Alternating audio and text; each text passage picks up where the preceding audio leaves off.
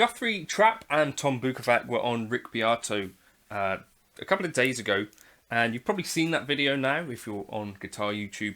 But they talked about something that I wanted to dig into a little bit, and that was essentially that instead of using the actual pick part of a pick, which is obviously how a pick is designed to be used, they used the shoulder of the pick. And both of those guys are obviously pretty revered guitarists. Tom Bukovac in particular playing on so many records that are coming out these days and has for decades now been playing on them.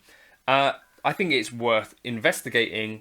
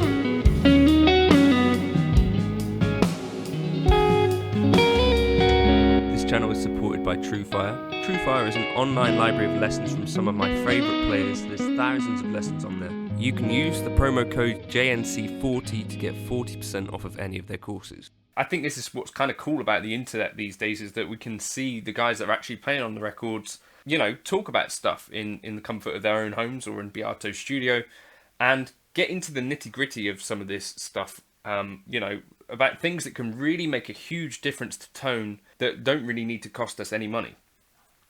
So, for me particularly, I use the D'Addario Black Ice 1.5mm. Both these guys were talking about using slightly lighter picks. I think they were talking about kind of like 0.7-ish. One key point here that kind of came out about that for me, and something that I realised kind of a few years ago, because there's been this kind of fashion of using kind of expensive posh picks that might cost like £10-20 a pick. For me, I kind of thought, what is the point if I'm going to lose a pick, or if they're going to wear out? I might as well have something that I can fairly easily replace. I think the idea of playing a pick off the shelf is probably not a bad idea in terms of being able to actually replicate it. I've got two picks here. One is one that's come from like a Walrus Audio pedal packet. It's a little bit thinner than what I normally use, and the D'Addario. But I wanted to show you DI, what a difference this can make to your tone. So we'll just use the neck pickup for this. So one of the key factors here, so if we just pick in the same place,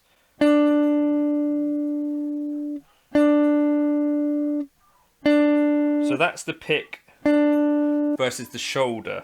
So if you're wondering,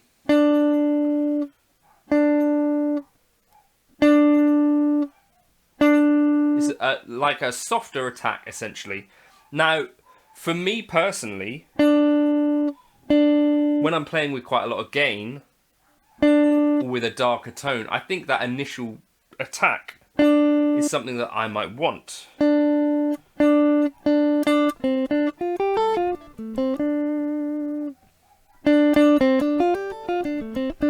And I think if you're looking for some instructional courses on caged and that sort of thing, Truefire is a great place to get it. Guthrie Trapp actually has some lessons on caged on there. You could use the code JNC40 to get 40% off of any of those courses. Or Eric Haugen also has some caged courses. Guthrie talks about caged a lot. Or you could use the code JNC100 to get $100 off of their All Access Pass, which gives you access to every single course which is on there for the year. So you could sort of dip in like Netflix, in and out of Guthrie Trapp stuff, in and out of Eric Haugen, Eric Johnson, Tim Miller, loads of amazing players on there. Andy Timmons, Andy Wood, who's another great guy to look at for this picking stuff. Yeah, so check out Truefire, check out those codes. Cheers. I think I can be more precise with the pick the right way around. It's got like a sharper point. So if I'm picking a faster thing, but Guthrie was saying that he feels like he can float across the strings. I think their technique is quite different to mine in that I use quite a bit of elbow because I'm like a recovering shredder. When I did a lot of my alternate picking practice, it's like that kind of. That's the shoulder. Pick, shoulder. Definitely though, it's not getting as deep under the string.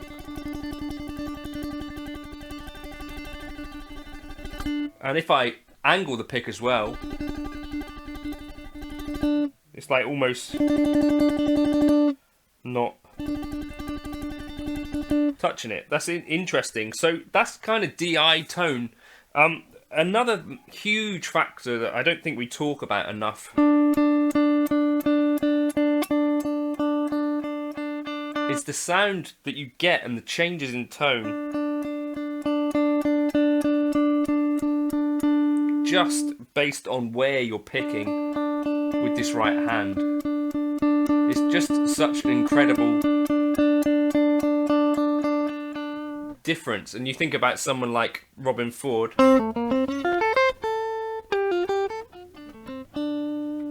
who, you know, like if you're wanting a bit more of that kind of twangy vibe, get closer to the bridge.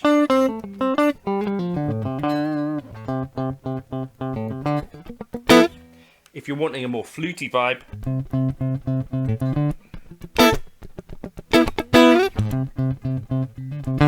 so that's something to bear in mind as well. I also wanted to try, like, so this is the lighter pick with the tip, the lighter pick with the shoulder, like definitely a way thicker tone. Or maybe that's because it's changing my technique somewhat.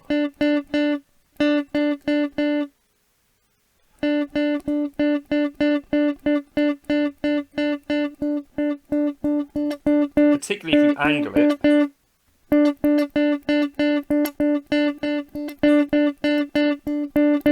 I can get a similar tone just by angling the pick.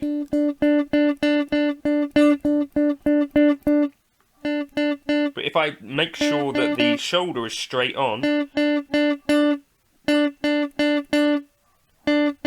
it's actually the angle of the pick which is making the tonal difference. It's that I'm actually angling the pick more when it's on the shoulder.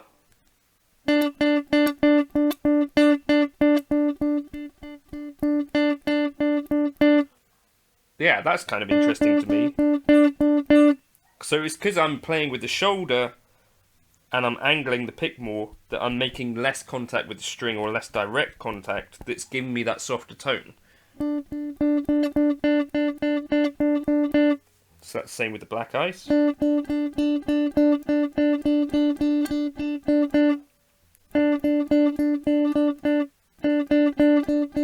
That one's less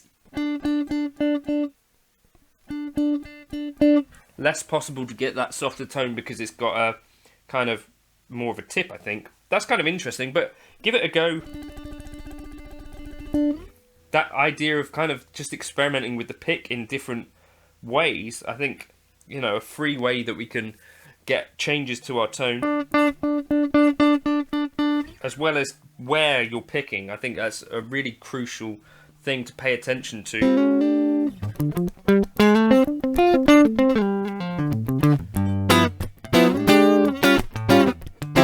I'm going to do a whole intro now just using the shoulder of the pick of this Walrus Audio pick and see what it sounds like.